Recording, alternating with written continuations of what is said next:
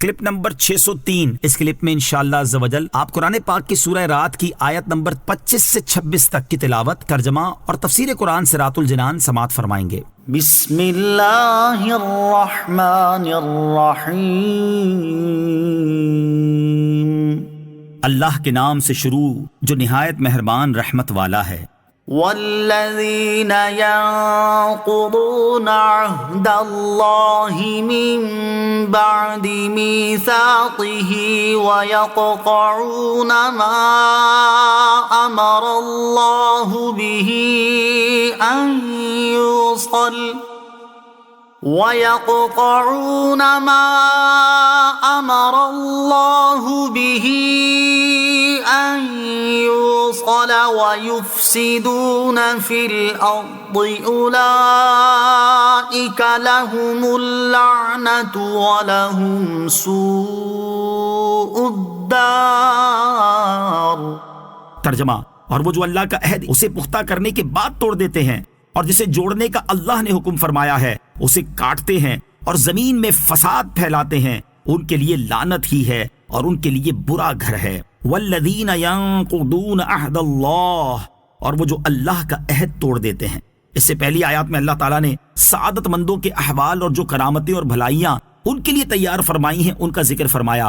اس کے بعد اللہ تعالیٰ بدبختوں کے احوال اور ان کے لیے جو سزائیں تیار فرمائی ہیں ان کا ذکر فرما رہا ہے۔ اس آیت کا خلاصہ یہ ہے کہ جو لوگ اللہ تعالیٰ پر ایمان لانے کا اعتراف کر کے اور ایمان لانے کا عہد قبول کر کے اللہ تعالیٰ کے اس حکم کی مخالفت کرتے ہیں اور اللہ تعالیٰ نے جو صلہ رحمی کرنے اور رشتہ داری جوڑنے کا حکم دیا ہے اسے توڑتے ہیں، کفر اور گناہوں کا ارتکاب کر کے زمین میں فساد پھیلاتے ہیں، ان کے لیے قیامت کے دن اللہ تعالیٰ کی رحمت سے دوری ہے اور ان کے لیے برا گھر یعنی جہنم ہے۔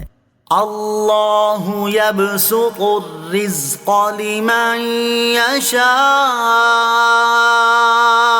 ویقدر وفرحوا بالحیاة الدنیا وما الحیاة الدنیا فی الآخرة الا متاع۔ ترجمہ، اللہ جس کے لیے چاہتا ہے رزق وسیع کر دیتا ہے اور تنگ کر دیتا ہے، اور کافر دنیا کی زندگی پر خوش ہو گئے، حالانکہ دنیا کی زندگی آخرت کے مقابلے میں ایک حقیر سی شے ہے۔ اللہ یبسط الرزق لمن یشاء، اللہ جس کے لیے چاہتا ہے رزق وسیع کر دیتا ہے، یعنی اللہ تعالیٰ اپنے فضل سے بندوں میں سے جسے چاہے وسیع رزق دے کر غنی کر دیتا ہے اور جسے چاہے اس کے رزق میں تنگی فرما کر اسے فقیر بنا دیتا ہے۔ رزق میں برابری نہ ہونے کی حکمتیں۔ یاد رہے کہ دنیا میں اللہ تعالیٰ نے تمام انسانوں کو ایک جیسا رزق عطا نہیں فرمایا، بعض لوگ غریب ہیں، بعض متوسط اور بعض امیر۔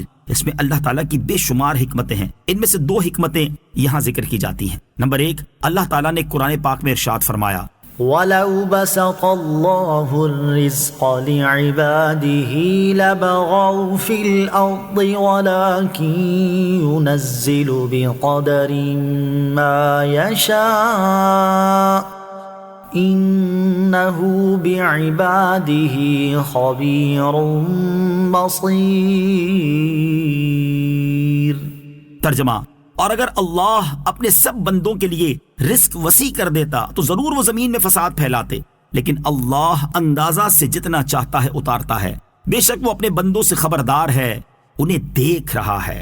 نمبر 2، حضرت انس بن مالک رضی اللہ تعالیٰ عنہ سے روایت ہے کہ سرکار دو عالم علیہ الصلوۃ والسلام نے ارشاد فرمایا، اللہ تعالیٰ ارشاد فرماتا ہے کہ میرے بعض مومن بندے ایسے ہیں کہ جن کے ایمان کی بھلائی مالدار ہونے میں ہے، اگر میں نے مالدار نہ کروں تو وہ کفر میں مبتلا ہو جائیں گے، اور میرے بعض مومن بندے ایسے ہیں کہ ان کے ایمان کی بھلائی مالدار نہ ہونے میں ہے، اگر میں انہیں مالدار کر دوں تو وہ کفر میں مبتلا ہو جائیں گے۔ وَفَرِحُوا بِالْحَيَاةِ الدُّنْيَا، اور کافر دنیا کی زندگی پر خوش ہو گئے، یعنی مشرکین پر جب اللہ تعالیٰ نے رزق وسیع فرمایا تو انہوں نے شر پھیلانا شروع کر دیا اور وہ تکبر میں مبتلا ہو گئے، حالانکہ دنیا کی زندگی آخرت کے مقابلے میں ایک حقیر سی شے ہے۔ خلاصہ کلام یہ ہے کہ دنیاوی نعمتوں پر فخر یا خوش ہونا کفار کا طریقہ ہے اور ناجائز ہے، جبکہ اللہ عز و جل کے شکریہ کے طور پر خوش ہونا مومنوں کا طریقہ ہے۔ فرمان باری تعالی ہے، قل بفضل اللہ وبرحمتہ فبذلک فلیفرحوا۔ ترجمہ، تم فرماؤ اللہ کے فضل اور اس کی رحمت پر ہی خوشی منانی چاہیے۔ دنیاوی اور اخروی زندگی میں فرق۔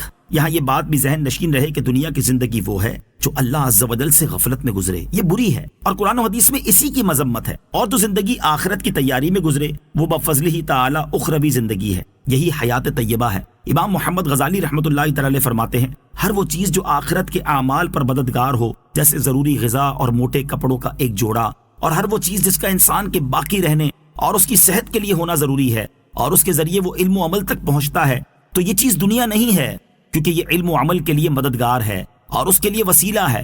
تو انسان جب اسے علم و عمل پر مدد حاصل کرنے کے لیے اختیار کرتا ہے تو وہ دنیا کے لیے نہیں لیتا، اور نہ ہی وہ اس وجہ سے دنیا دار کہلاتا ہے۔ اور اگر ان چیزوں سے محض دنیا کا فوری فائدہ اور لذت مطلوب ہو اور تقویٰ پر مدد کا حصول مقصود نہ ہو تو اب ان چیزوں کا حصول دنیا میں شمار ہوگا۔ مومن و کافر اور فاسق و فاجر کی زندگی میں فرق۔